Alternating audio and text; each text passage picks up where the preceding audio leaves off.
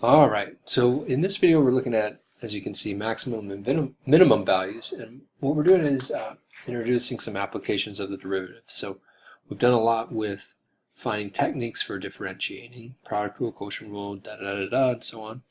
And now we're going to spend some time trying to apply all these tools that we've got. And the first one that we're going to look at is maximum and minimum values. So let's see what this is about. There we go. So in applications, like it says, we're often interested in finding the biggest or smallest values of something. And in math terms, you would say maximum or minimum of typically a function, something that's dependent on some input. In math talk, we call this an optimization problem.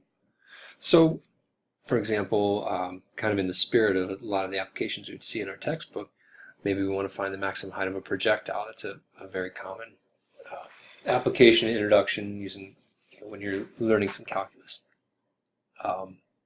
methods and techniques.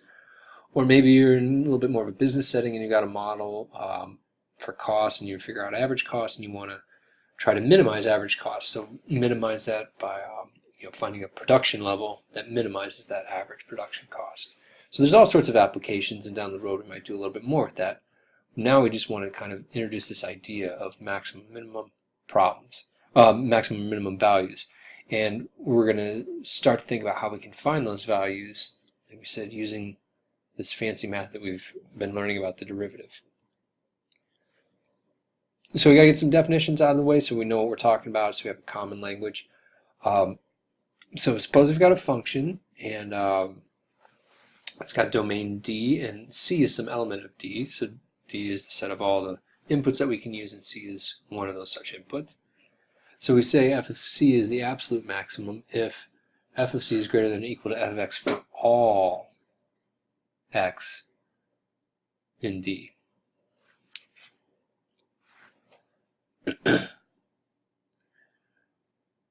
So absolute means for over all the possible values, it needs to be the maximum. The other thing to keep in mind is that it's the function value. The function value is the absolute maximum. We'll talk about how to narrow these down, how to find them, and we'll be looking at inputs that lead us to these. But the absolute maximum, the absolute minimum, and the local extremum as well are function values. So we want to keep that in mind. Absolute minimum value of f is f of c if f of c is less than or equal to f of x for all x in D. And we see that f of c is local. So local versus absolute. If f of c is greater than or equal to f of x for all x near c. So the idea, I could scribble a little example up here. Suppose we've got some function here. You say it looks like this. Suppose it looks like that. We've got an absolute maximum up there, an absolute minimum there, and we would say we've got an absolute extremum are also local extremum. But we would say this is a local max, but not an absolute max. And the idea is for all the values, all the x values nearby, the corresponding function values are less than or equal to that function value. So absolute, which also would be local, but local is not necessarily an absolute. We don't usually include the endpoints in our discussion because sometimes we have a restricted domain and maybe there's other weird things going on there. So when we're talking about local, we don't include the endpoints just by convention.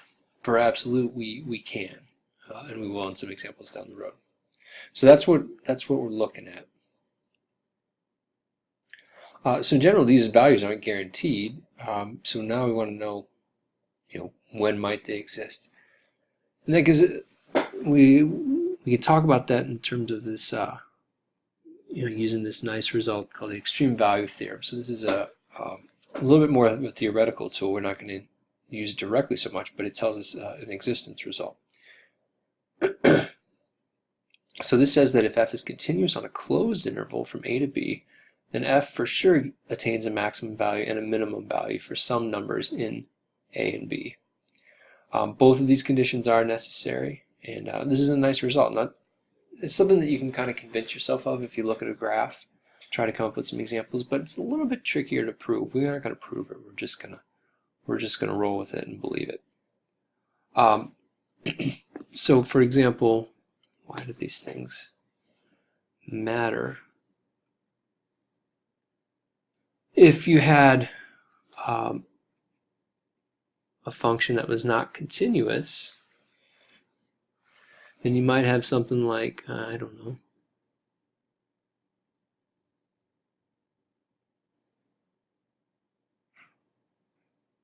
you could have something like that. So this function that does not have a maximum because it never achieves that. That's why you've got that kind of open circle there. So you don't have a maximum value. You do have a minimum value though. So that would be a case where if that continuity condition fails, it's not guaranteed.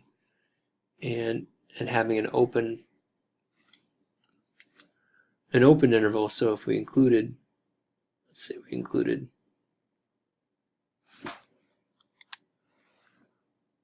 right up next to 0,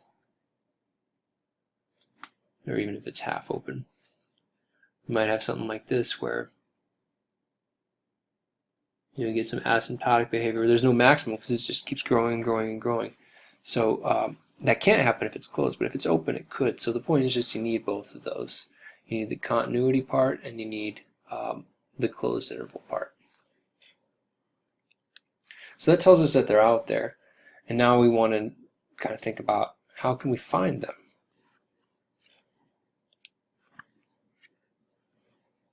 So another result that we're not going to worry about really recreating, but it's kind of guiding us on our path here, is something called Fermat's theorem. So Fermat's theorem tells us that if f is a differentiable function, sorry, let's assume we've got a differentiable function f, if it has a local max. So that's a big part of that, if.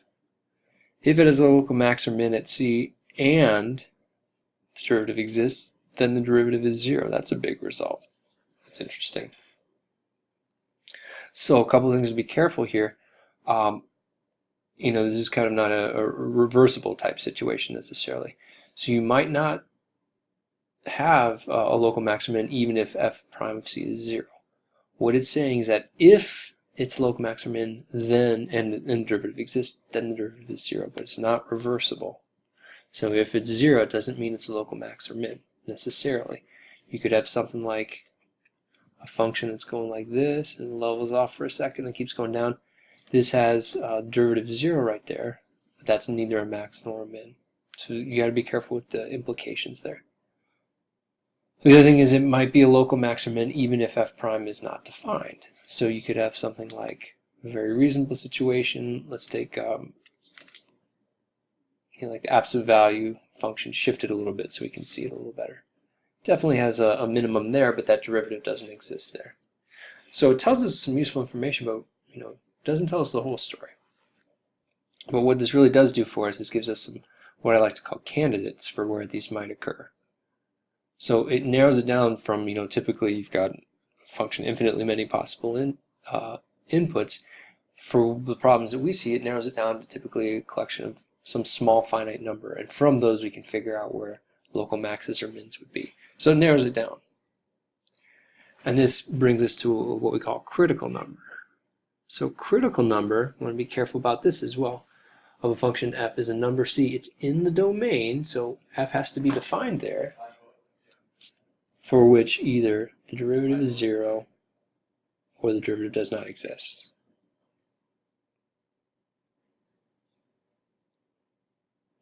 Most of the time,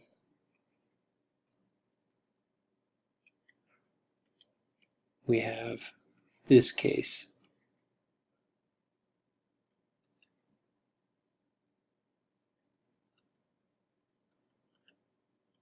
But this is perfectly reasonable as well, where the derivative not existing. So something like, you'll see some examples of this. But if you had a function like x to the 2/3 power, looks like that. And that's got a local and absolute minimum at 0. The derivative doesn't exist at 0.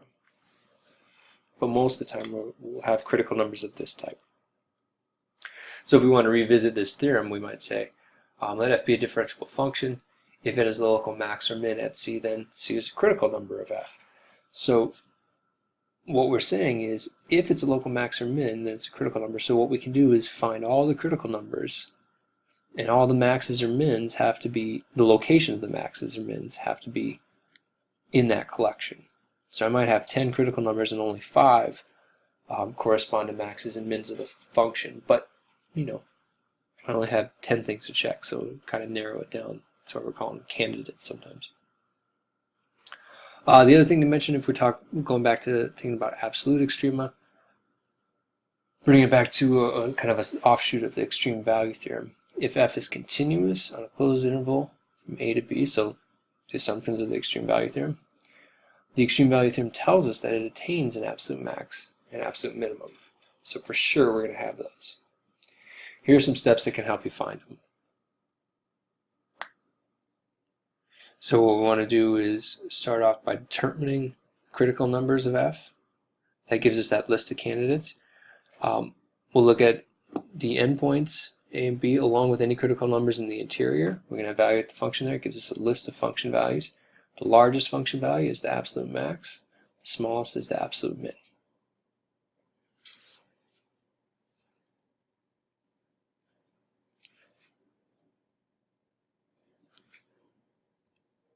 So real quick example here. Let's find the critical numbers of this function. So I want to look and see where is this derivative 0 or not defined. Now this is a polynomial, so it's going to be defined everywhere its derivative is defined everywhere. But I'm going to go ahead and look at the derivative. You could expand this out, but it turns out I'm going to keep it as it is. I find that this is going to be a little bit easier to manage. So derivative of the first times the second plus first times the derivative of the second. And the derivative of the constant part is 0. And so if I'm careful here, I can factor a negative x minus 4, and what's left is x minus 4 plus 2x. And so I've got x minus 4, negative times quantity x minus 4 times 3x minus 4.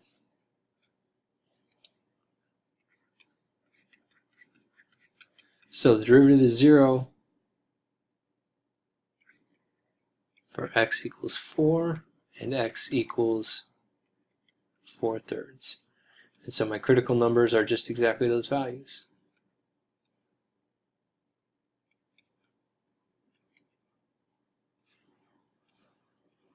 So a lot of algebra here. We're solving equations. We're saying this equal to 0 and solving for that.